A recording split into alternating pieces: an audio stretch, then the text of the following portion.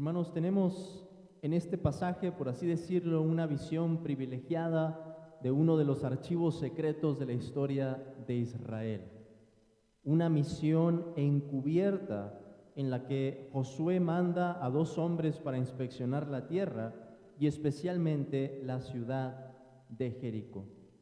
Hay varios niveles en los que podemos analizar esta narración, pero antes de entrar al pasaje quiero explicarles algo que es importante, y esto es, ¿por qué aparece este episodio justo después de la comisión a Josué? ¿Qué tiene que ver Jericó con la tarea que Josué había recibido de pasar a la tierra? ¿Y por qué empezamos ahora hablando de esta ciudad? Hermanos, para entender esto, es necesario entender que Jericó era una pieza clave en Canaán. Después de cruzar el río Jordán, el primer obstáculo que había para Israel en su entrada a la tierra prometida era esa ciudad. Y no era cualquier ciudad, según vamos a ver más adelante. Era una ciudad que estaba amurallada. Era una fortaleza. Y Israel no tenía humanamente las armas necesarias como para poder penetrar en esa fortaleza, en esa ciudad y destruir a su ejército. Por supuesto que si Israel lograba vencer a Jericó, las naciones en Canaán se iban a sentir aterrorizadas, porque iban a pensar, si lograron vencer esta ciudad que estaba amurallada, ¿qué va a ser entonces de nosotros? Era el primer bloque para entrar, entonces. Y por eso es importante, por eso se nos menciona inmediatamente después de la comisión a Josué. Ahora, la misión que tenemos aquí debería recordarnos a una misión en la que también fueron enviados espías, pero esa misión no salió muy bien. Cuando Moisés envía espías para que reconozcan la tierra. ¿Y qué pasa con los espías, hermanos? Pues solamente 2 de ellos regresan con una buena actitud, los demás empiezan a desanimar al pueblo, les dicen que hay hombres allí que son muy grandes, que no hay oportunidad contra ellos, que la gente allí tiene carros, tiene armas, etc. Quizá es por eso que Josué manda esta misión ahora de una forma secreta. Nos dice el versículo 1 que envió 2 espías secretamente. El pueblo no se entera de esta misión. Y piensen en el temor que pudieron haber sentido estos hombres. Era una misión muy peligrosa. El pueblo no lo sabía, iban a entrar a territorio enemigo, una tierra desconocida.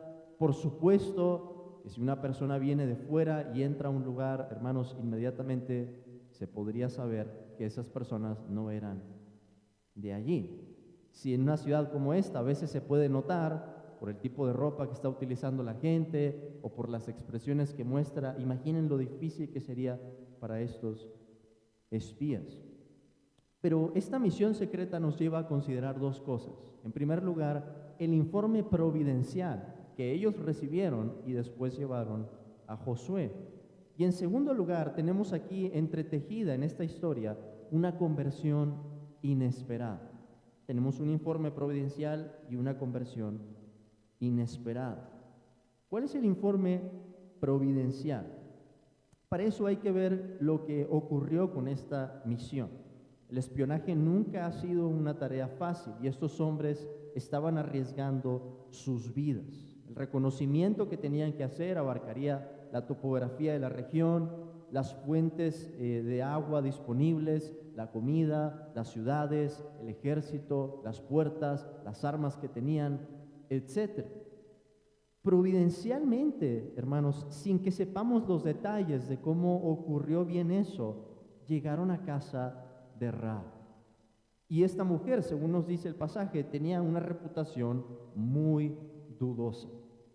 Ahora, para sorpresa de los espías, esta mujer los protegió de las manos del rey de Jericó. Llegó a oídos del rey que habían llegado 2 hombres a la tierra cuya misión era espiarla, reconocerla. La gente estaba alerta, hermanos, en la antigüedad, esperando que en cualquier momento pudiera pasar algo como esto. Y más después de que Rahab les hace saber que en la ciudad era bien conocido lo que había pasado con el pueblo de Israel y cómo Dios los había rescatado. El informe que Rahab les da seguramente los sorprendería todavía más. Esta mujer les cuenta que ella y su pueblo saben que Jehová rescató a Israel y saben cómo lo hizo. Saben que el Señor destruyó al pueblo de Egipto y sabe además de la victoria en contra de los reyes, una batalla que encontramos en el libro de Números. ¿Y qué es lo que había pasado?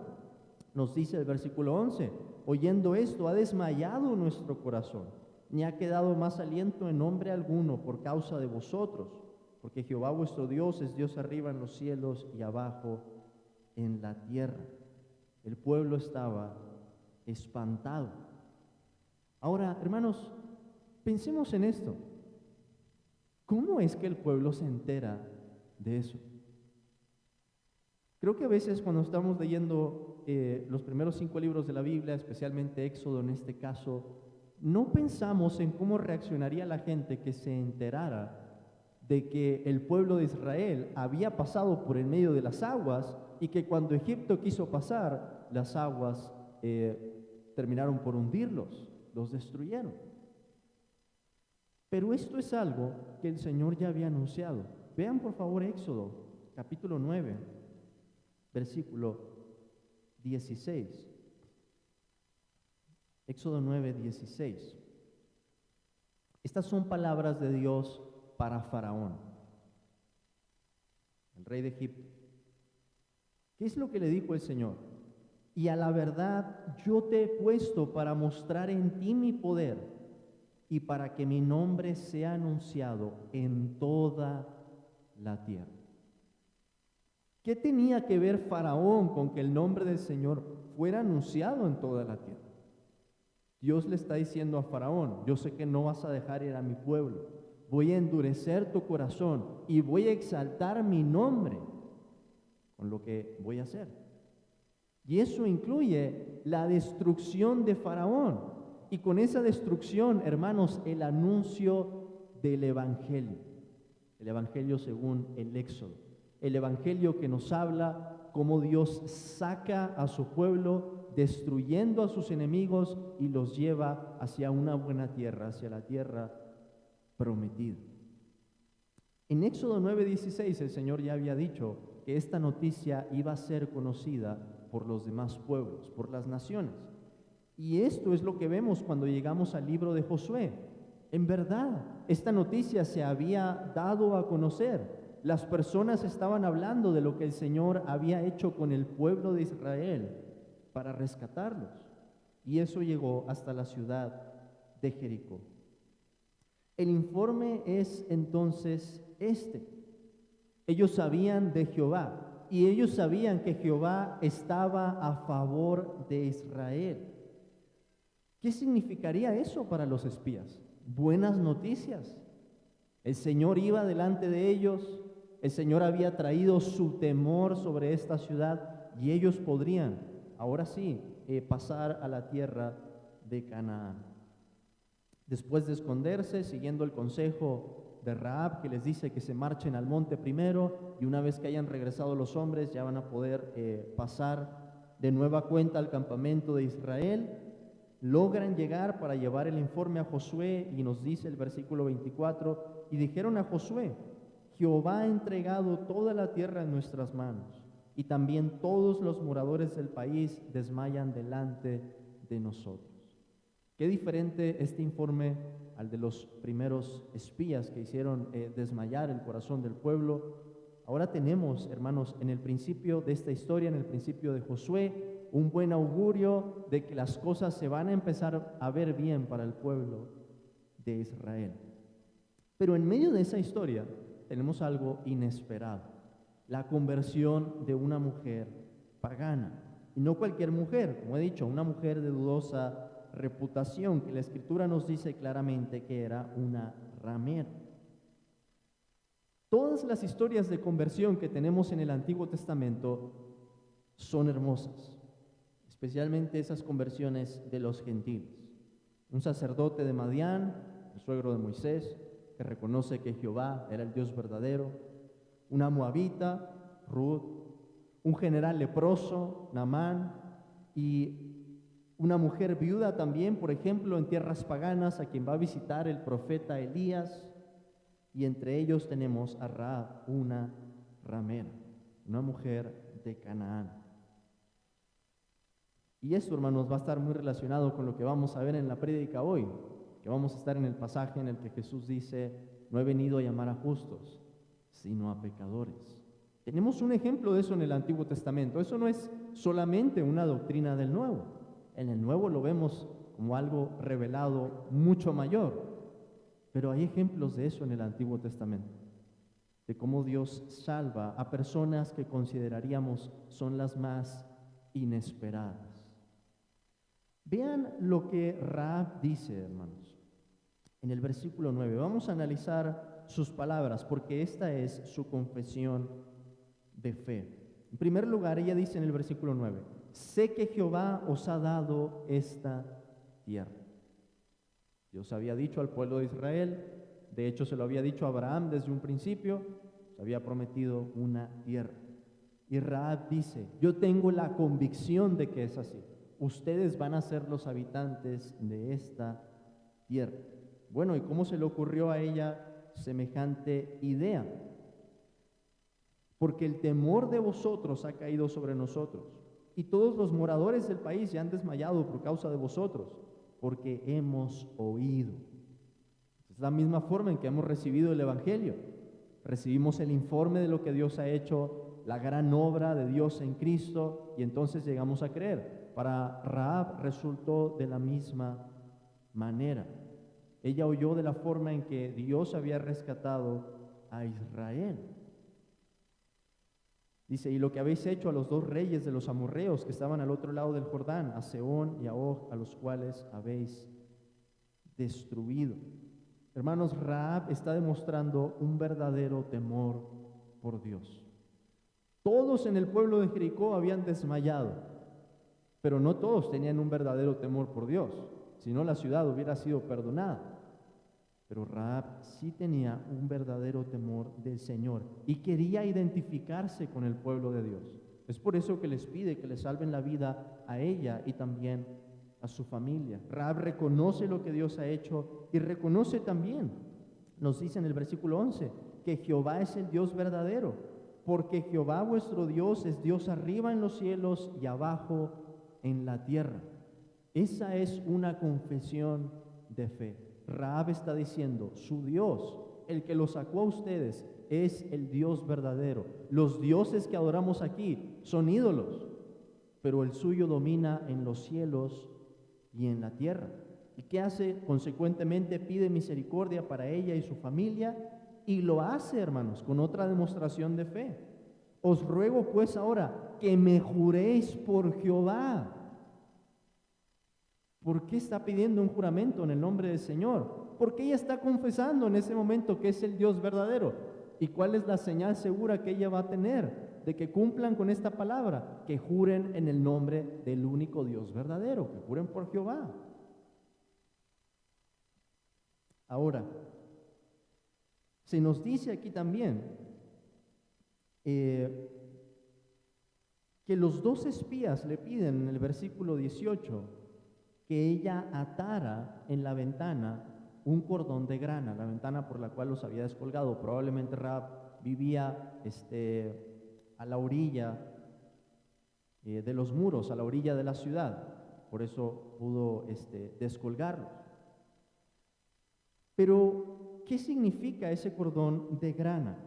Hermanos, yo sé que muchas personas llegan a este pasaje y dicen: es que esta es una alegoría del Evangelio, por el color de la tela, por ser roja.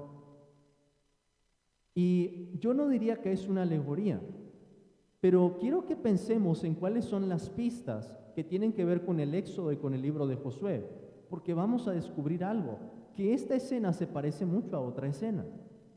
Y esto pasa seguido en las Escrituras. Hay escenas del Antiguo Testamento que se parecen a otras, hay escenas del Nuevo que se parecen a escenas del Antiguo Testamento, y así sucesivamente. Vamos a pensar en esto. Hay una señal afuera de una casa. El pueblo de Israel va a llegar en algún momento a Jericó y van a destruir todas las casas, todas las vidas, menos las vidas y la casa que tiene la señal, una señal afuera. ¿A qué nos recuerda eso? ¿No estarían pensando los espías en algo semejante a la Pascua en ese momento al decir, tú pon esta señal? ¿Cómo se les ocurrió eso de la señal? Dios había hecho algo parecido con sus padres. Dios les dijo que pusieran la señal de la sangre sobre sus casas. Y entonces iba a pasar el Señor y sobre la casa que estuviera la señal no iba a matar el primogénito. Y por eso la fiesta quedó con el nombre de la Pascua, porque el Señor pasó ese día. ¿Qué es lo que significa? Pasó en juicio, pero hubo liberación para los que estaban en las casas que tenían la sangre. Algo semejante pasó con Rahab, por así decirlo, experimentó algo semejante a la Pascua. Cuando el pueblo de Israel llegó y destruyó, los únicos que quedaron con vida fueron los que estaban adentro de la casa que tenía la señal. Así que no es una alegoría como tal, pero hay imágenes aquí que nos recuerdan a la Pascua y a la liberación que el Señor está trayendo. En este caso, hermanos, no solamente a judíos, sino también a gentiles, a una mujer pagana. ¿Qué podemos decir de esta conversión inesperada? Su fe y su valentía se reconocen en el Nuevo Testamento. Rahab la ramera se convirtió en Rahab la israelita. Y ella se convirtió también en un ejemplo de fe. Piensen en eso. En la Escritura se nos presenta a una mujer pagana como un ejemplo de fe, también para los judíos. Y se nos dice en el libro de Hebreos, o en la carta a los Hebreos, capítulo 11, versículo 31. Por la fe Rahab la ramera no pereció juntamente con los desobedientes, habiendo recibido a los espías en paz. ¿Fue mentira lo que Rahab le dijo a los guardias que vinieron de parte del rey? Sí, fue mentira, fue pecado, la Escritura no lo niega, pero no se nos resalta eso en su historia. Se nos resalta la valentía de esa mujer, la fe que ella demuestra, queriendo identificarse con el pueblo y con el Dios de Israel. Y ella, hermanos, de forma inesperada también, figura en el linaje de David y por tanto del Mesías. En Mateo, en el Evangelio según Mateo, capítulo 1, versículo 5.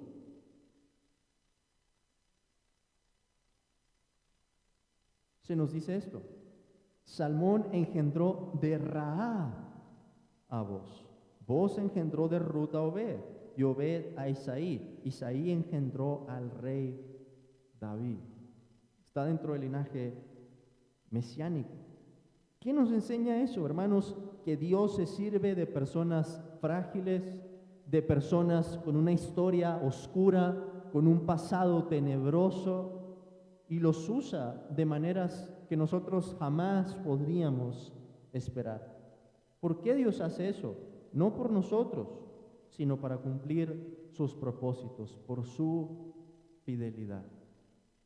Y es ahí, hermanos, que nosotros también podemos decir, en cierto sentido, cabemos en esa historia, como lo vamos a estar viendo en el Evangelio esta mañana.